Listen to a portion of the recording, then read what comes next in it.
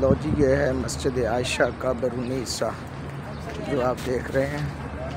مسجد عائشہ کا بیرونی حصہ ہے. الحمدللہ میں اب مسجد عائشہ میں انٹر ہونے لگا ہوں.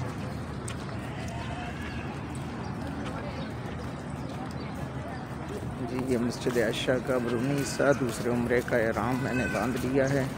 اب نفل پڑھنے کے لیے میں جا رہا ہوں. جی یہ مسجد عائشہ میں انٹر ہونے لگا ہوں. جی ہاں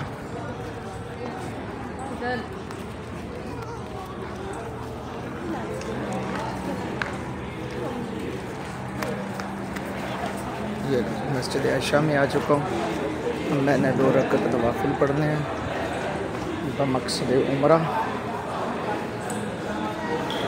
جی مسجد عائشہ کا حصہ